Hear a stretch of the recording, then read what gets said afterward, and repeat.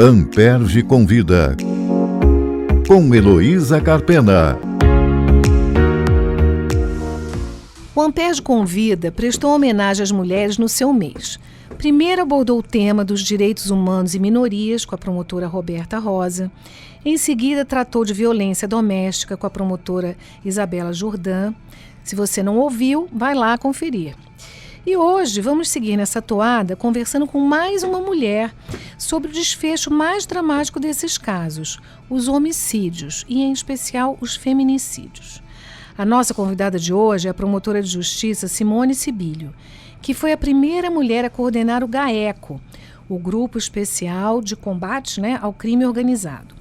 Foi também responsável pela força-tarefa do caso Marielle Franco, por cuja participação foi agraciada com um prêmio do governo norte-americano, o International Woman of Courage, super chique, lá na Casa Branca. Recebeu esse prêmio. E atualmente é titular da promotoria do Tribunal do Júri da Capital. Ela vai conversar conosco sobre a atuação do MP nesse tribunal popular, as suas práticas, seus desafios e suas conquistas. Boa tarde. Como vai? Muito obrigada, Simone, por aceitar o nosso convite. Vamos começar falando sobre o júri. No direito brasileiro, o júri aprecia e julga crimes dolosos contra a vida, basicamente homicídios, não é isso? O Brasil lidera a lista dos 10 países do mundo onde são registradas mais mortes violentas, segundo o estudo global sobre homicídios que a ONU divulgou no fim do ano passado. A taxa global foi de 5,8 por 100 mil habitantes e no Brasil a taxa de mortalidade no ano passado ficou em 23,4. Segundo o Atlas da Violência do IPEA, entre os estados brasileiros, o Rio de Janeiro figura em segundo lugar, perdendo apenas para a Bahia, que possui território e população muito maiores, né? Eu imagino que você tenha muito trabalho.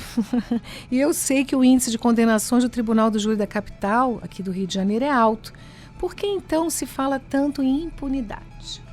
Boa tarde, Luísa. Gostaria de agradecer o convite, muito honrada, não podia deixar de estar aqui para falar sobre um tema que é Tribunal do Júri, né? Homicídios. Mas falar de homicídios, para mim, não é falar de morte, é falar de vida, e no caso, a minha vida.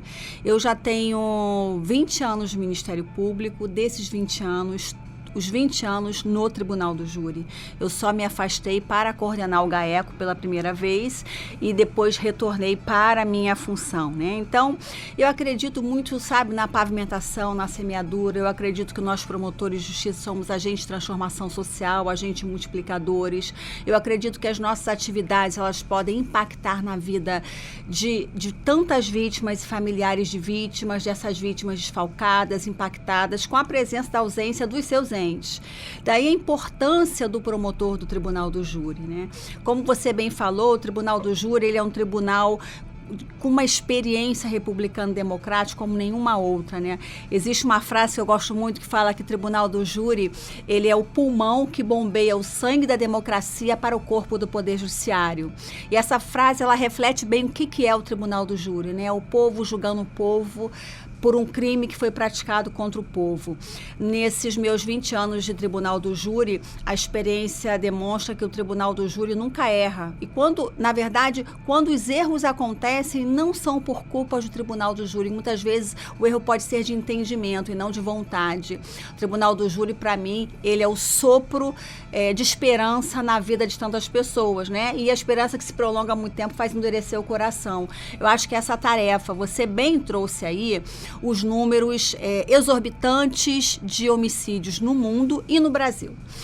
Se a gente for parar para pensar, quantos homicídios, fazendo um recorte, quantos homicídios aconteceram em 2023? 2023, por exemplo, no mundo, 458 mil homicídios. No Brasil, 47.722 homicídios. Isso significa que homicídio per capita, por pessoa, no mundo, 5,8 por 100 mil habitantes. No Brasil, 22,8. A ONU considera que o índice acima de 10 por 100 mil habitantes é uma endemia. Então, nós vivemos em constante, melhor dizendo, pandemia, né? Ou seja, é uma crise de civilização. Tem um termo que eu gosto muito do maior doutrinador, que é o Nelson Gria. Nelson Gria fala o seguinte: o homicídio é o tipo central. O homicídio é o crime por excelência, né?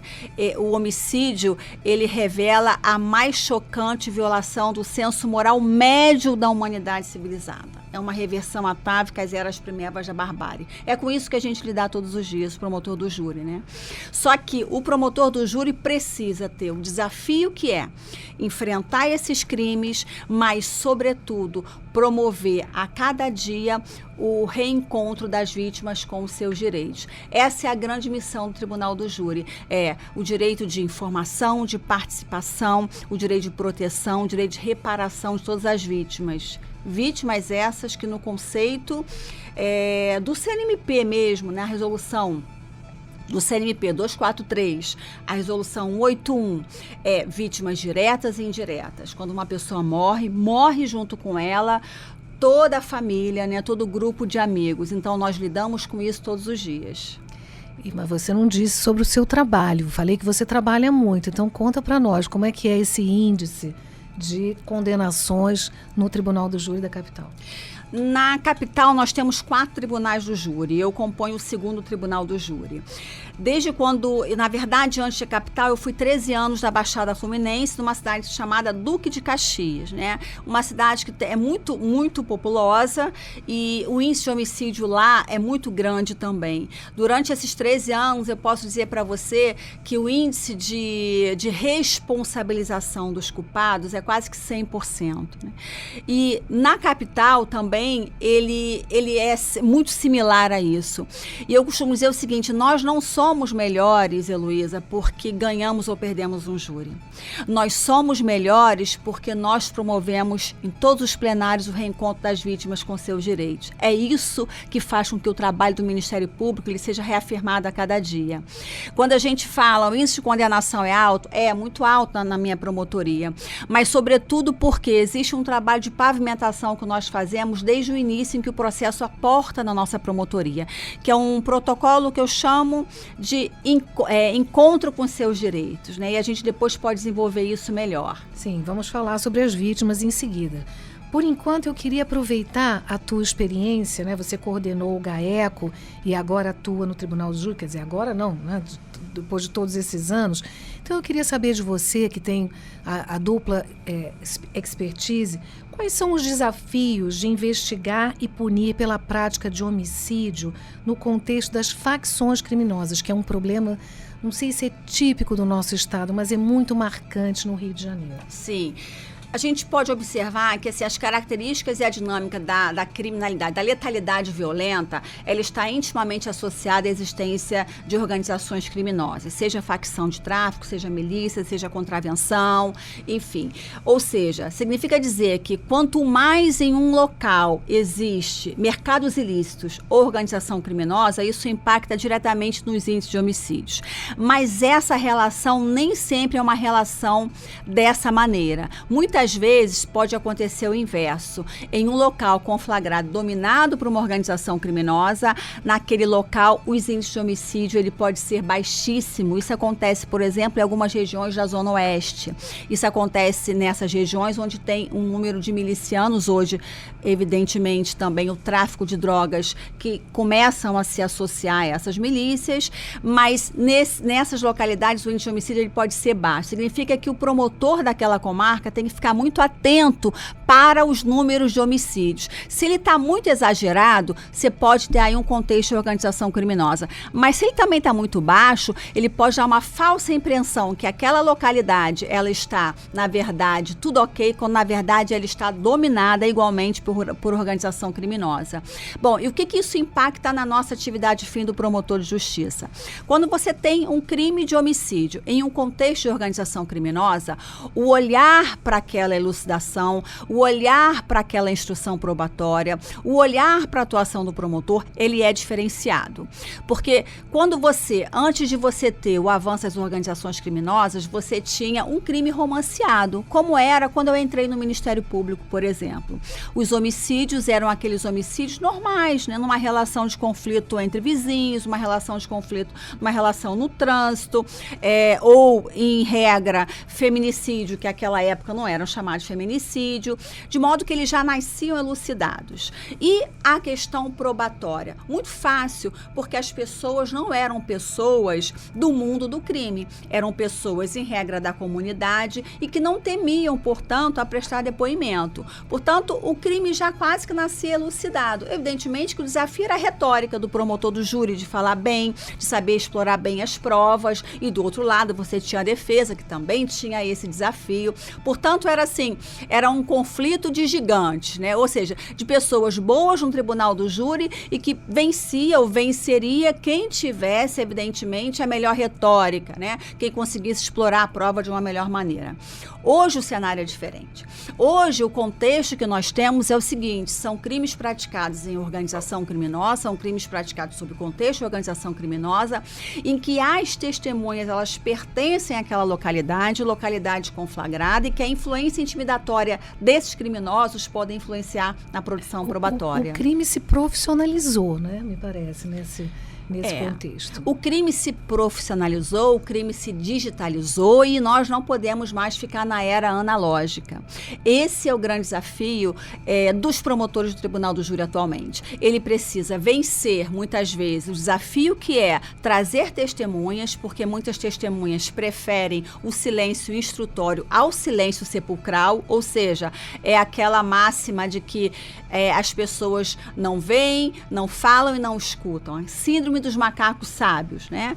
Mas essa síndrome é aplicada de maneira diferente, porque elas se sentem, na verdade, intimidadas, ficam em silêncio, mas é o silêncio mais falante que tem, decorrente do medo e do pavor. O desafio do promotor de justiça, portanto, é levar ao tribunal do júri crimes nesse contexto, mas com provas técnicas. É isso que a minha atividade hoje, basicamente é isso. É lutar para que eu leve aos jurados, né, crimes e que eu consiga comprovar com prova técnica, para, dessa maneira, preservar as testemunhas que, por sobrevivência, muitas vezes ou silenciam ou se retratam daquilo que falou em sede policial. Essa dificuldade na obtenção das provas me faz pensar, me traz à mente, né, o tema do feminicídio, onde também é difícil, né? Muitas vezes é só a palavra da vítima contra a do ofensor. Ou às vezes a vítima, né? Bom, a vítima faleceu, isso no caso de crime tentado. Mas é uma prova difícil de se fazer quando a vítima é alguém da intimidade, né, do ofensor. Então, sendo o júri, minha pergunta sobre isso, a primeira seria, sendo o júri um tribunal popular, você acha que é sensível a esse ambiente que ainda é impregnado pelo machismo? Nós tivemos, eu mencionei no início, um episódio sobre violência doméstica em que exploramos muito esse tema, né? Esse ambiente cultural que favorece, né, a persistência, enfim, a multiplicação desses episódios. Você sente isso no júri? Você sente esse ambiente de alguma forma influenciando os jurados? Sim. Se o quadro do homicídio em que eu acabei de falar, ele é espantoso, ele é cruel, o do feminicídio tentado ou consumado não fica para trás, né? Porque, por exemplo, nós temos aqui, a gente tem um número de mulher, a cada 6 horas uma mulher é assassinada. E a cada minuto também uma mulher é espancada, né? Basicamente o quadro é esse. Agora, quando chega no tribunal do júri, nós temos 2 situações. Feminicídio consumado, em que o promotor passa a ser a voz da vítima, ou feminicídio tentado, em que o promotor também passa a ser a voz da vítima, mas você tem também, muitas vezes, a vítima que presta seu depoimento. Qual que é o cuidado que nós temos que ter? Nós temos que ter todo um protocolo de atuação para ouvir essas vítimas em plenário. A primeira questão é, já no início da sessão, para os nossos ouvintes que nos ouvem, saber o seguinte: como que funciona o tribunal do júri? São 7 pessoas do povo que estão ali ouvindo as testemunhas, ouvindo o acusado, depois o Ministério Público, depois a defesa. O que se tinha antes era uma verdadeira criminalização da vítima Por todos, eu citaria o exemplo do julgamento da Ângela Diniz, Dock Street. Eu citaria esse por todos. De lá para cá, houve uma grande evolução nos crimes de homicídio. Tem até um livro, que ele é antigo, mas para quem está iniciando no estudo, nossos ouvintes, A Paixão no Banco dos Réus. É um livro muito fácil de ler. Então, nós tivemos uma evolução. Hoje não se permite, sobretudo nos júris que eu faço, Heloísa, a primeira coisa que eu faço a vítima não será revitimizada. Enquanto estiver um Ministério Público atuante no segundo tribunal do júri, a vítima terá voz, a vítima não será vilipendiada, a vítima não será assassinada de novo, como ela foi no dia do crime, no caso de um feminicídio consumado. Então, nós já alertamos ao advogado ou um defensor público e também pedimos ao juízo que coíba imediatamente qualquer fala que possa ferir a dignidade daquela vítima. Então, portanto, hoje eu diria para você, no julgamento do Tribunal do Júri em caso de feminicídio tentado ou consumado, aqui na capital, nós estamos observando que, inclusive, o conselho de sentença, por exemplo, eu nunca recuso, você sabe, e para quem nos ouve também, que as partes, promotor e defesa, eles podem recusar imotivadamente 3 jurados.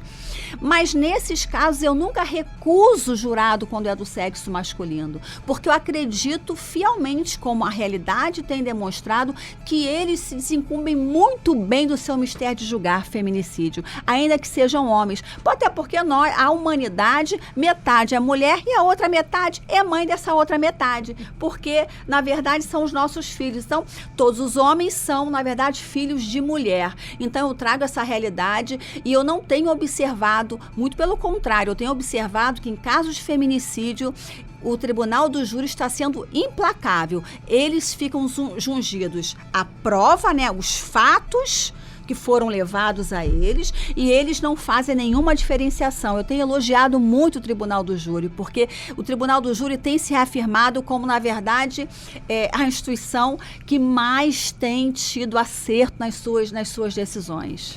Vamos continuar falando sobre as vítimas. O Tribunal de Justiça do nosso estado tem adotado um posicionamento, no mínimo curioso, na interpretação de um dispositivo da Lei Maria da Penha, e assim referendada a nomeação de ofício de defensor público sob o título, a rubrica de assistência qualificada da vítima. Como você vê essa medida? E aproveita para contar também um pouco para nós sobre o protocolo de atendimento que você tem na sua promotoria. Essa pergunta, ela é muito oportuna. Bom, primeiro porque o que nós temos um protocolo na promotoria chamado Encontro com Seus Direitos. O que significa isso? Significa que na nossa promotoria, a gente espera que isso possa ser replicado, existe um protocolo de atendimento às vítimas, sejam vítimas de feminicídio ou não. Qual é o grande desafio? É evitar que na audiência de São Julgamento, aquela vítima direta ou indireta, ou seja, indireta é aquela que não sofreu diretamente, mãe, enfim, todos os familiares, ela tenha tido a oportunidade de conhecer o seu promotor.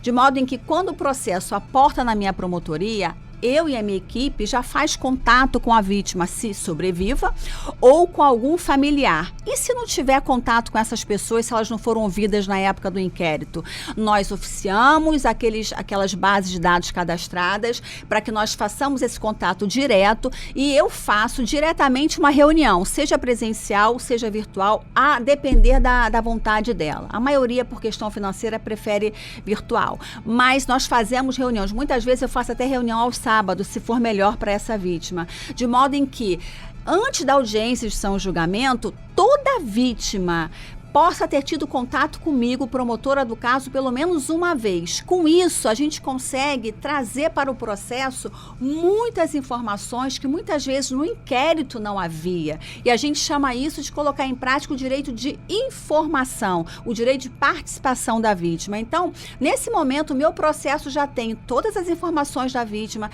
tem fotos da vítima quando estava viva, eu encaminho as vítimas para atendimento psicológico ou então para atendimento em rede, se ela assim necessitar.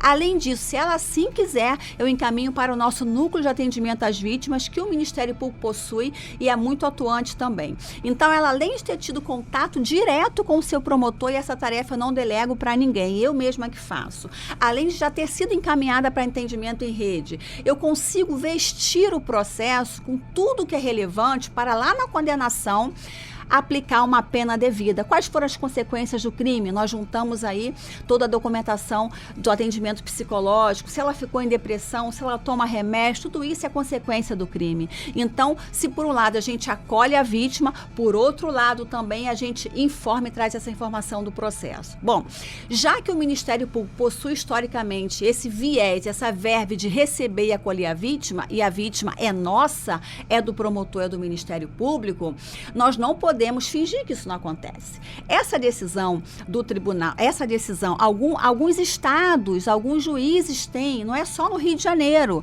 Eu tenho contato com promotores de todo o Brasil. Alguns juízes estão nomeando automaticamente a Defensoria Pública como assistente qualificado da vítima.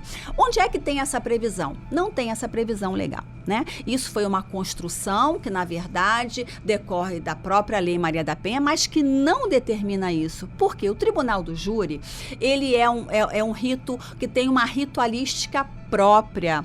E a ritualística do Tribunal do Júri não comporta essa figura, ou seja, além da vítima, por que nós entendemos que isso é uma violação tanto de dispositivos constitucionais, legais e, sobretudo, convencional também. Isso por quê?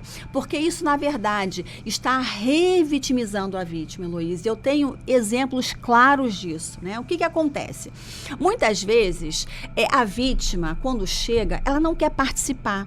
Ela tem o direito, inclusive, de nem quiser, se ela não quiser depor, ela pode não depor, né? E o processo caminhará independente da vontade da vítima. Acontece que quando o juiz designa de ofício esta ou aquela instituição, que poderia ser também a OAB, o juiz está colocando a látere a autonomia da vítima, né? A vítima, ela é vulnerável, mas não há se confundir vulnerabilidade com incapacidade. A vítima não está em julgamento, né? Quem está em julgamento é o réu. Sim, então quando a vítima recebe essa intimação para que ela compareça, por exemplo, ao NUDEM, né? Que é o Núcleo de Atendimento, Núcleo de Defesa da Mulher, a vítima fica com a impressão de que ela é obrigada a fazer isso. E ela, a vítima, que não tem o status por ela desejado, ela foi vítima porque foi uma opção do réu em tentar matá-la, né? Então ela é vítima e ela, por ser já vítima, não pode estar sujeita a todas essas circunstâncias que possam de novo causar um ônus para ela. É se deslocar a um determinado local, é ficar em fila de espera, é ter que comparecer à audiência acompanhada por advogado também, né? Muitas vezes a pessoa fica constrangida, não está acostumada com o ambiente da justiça, sim, com a formalidade da justiça. Sim. E ela pode, ao receber essa informação de que ela tem que ter um advogado, ela tem que ter um defensor, ela pode pensar, mas eu sou vítima, eu não preciso de advogado, eu não preciso de defensor. Então, o que o Ministério Público entende? E hoje essa é a posição institucional. Por que é uma posição institucional? Porque ano passado, no final do ano passado, foi aprovada na jornada institucional um enunciado do Ministério Público, no seguinte sentido: incorre erro improcedendo o juiz que nomeia, que designa de ofício a Defensoria Pública ou advogado para assistência qualificada da vítima. Isso significa dizer que nós estamos, na verdade, protegendo a vítima. E por que isso? Porque, na verdade, a vítima, se quiser, ela escolhe quem irá representá-la, o defensor ou advogado. E ainda assim, ela pode dizer que não quer, porque a Lei Maria da Penha, ela prevê que a vítima, ela tem que ter um tratamento humanitário, é um tratamento específico, ela tem que ser acolhida. Isso é que a Lei Maria da Penha prevê, e está na exposição de motivos da Lei Maria da Penha. Mas a Lei Maria da Penha em nenhum momento obriga a vítima a ir neste ou naquele local, constituir advogado para representar representá-la ou constituir defensor. Ela pode, se quiser, comparecer. E se comparecer, ela pode ter assistência moral, jurídica, de um advogado, de um defensor, ou até mesmo do próprio psicólogo dela.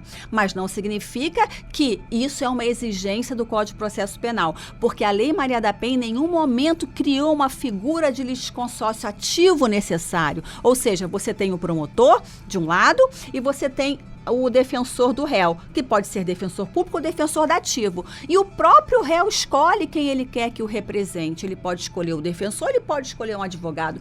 Por que vai se impor à vítima a necessidade de ter, por exemplo, um defensor? Então, nós entendemos que isso, na verdade, isso fere a capacidade de autodeterminação da vítima, isso, na verdade, revitimiza as vítimas, porque você pode criar uma situação muito grave que nos preocupa. Você quer ver uma coisa, Heloísa?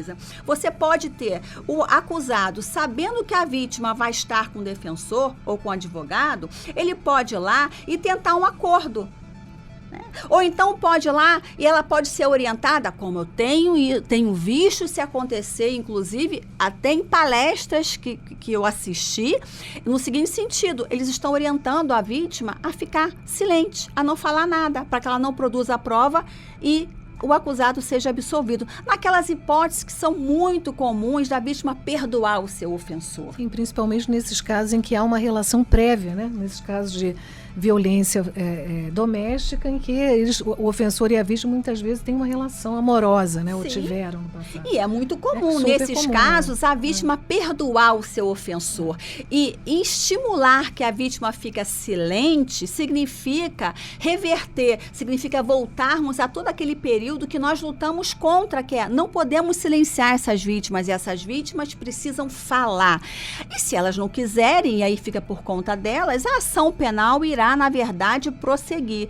Esse é o grande desafio, e nós já manejamos algumas reclamações correcionais e tivemos assim o prazer das duas últimas serem consideradas, foi dado provimento a essas reclamações no sentido de preservar a autonomia das vítimas, no sentido de impedir a revitimização da vítima. Eu tive um caso, Heloísa, de um feminicídio tentado, em que já havia o júri marcado. Essa vítima, eu acolhi essa vítima todo mês tinha reunião comigo e juntava os documentos comprobatórios do atendimento psicológico dela, que teve muita consequência na vida dela. Ela foi esfaqueada pelo, então, companheiro. Na véspera do júri, o júri seria numa terça, na sexta-feira ela recebe um telefonema do nosso cartório para que ela fosse ao NUDEM. E ela achou que ela tinha obrigação de ir, ela foi, e ela não foi atendida, porque ela teve a informação de que, mas o júri é terça-feira, hoje não podemos fazer mais nada. Essa vítima foi para casa aos prantos, chorou, me ligou, e eu falei, mas você não precisava ter ido, você não é obrigada a ir, você terá lá um Ministério Público que já está te assistindo. Esse e outros casos têm revelado que as vítimas muitas vezes estão sendo compelidas a comparecer, quando na verdade a lei em nenhum momento prevê isso. O que a lei prevê é tratamento diferenciado, humanitário, acolhimento, direito de informação, participação, proteção e reparação que a vítima tem que ter. Nesse caso, é ótimo o trabalho, é sempre bem-vindo o trabalho da Defensoria, o trabalho da OAB, mas, na verdade, exigir que a vítima tenha que ter um advogado, nós entendemos que ela... Quando eu falo advogado, é genericamente, né? Ou seja, um defensor dativo ou constituído. É exigir que ela, na verdade, pense que ela precisa disso para que haja o processo. E, na verdade, a vítima... Então, a vítima, vocês que estão me ouvindo, vítima, seja de feminicídio, seja de não feminicídio, você é vítima. Você não precisa de advogado, você não precisa se preocupar com isso, porque você terá um promotor de justiça que lá no tribunal será a sua voz. Esse trabalho já está sendo feito brilhantemente pelo Ministério Público. Parabéns, Simone, pelo seu trabalho, e obrigada pela entrevista. Eu que agradeço. Obrigada. Amperge convida, com Heloísa Carpena.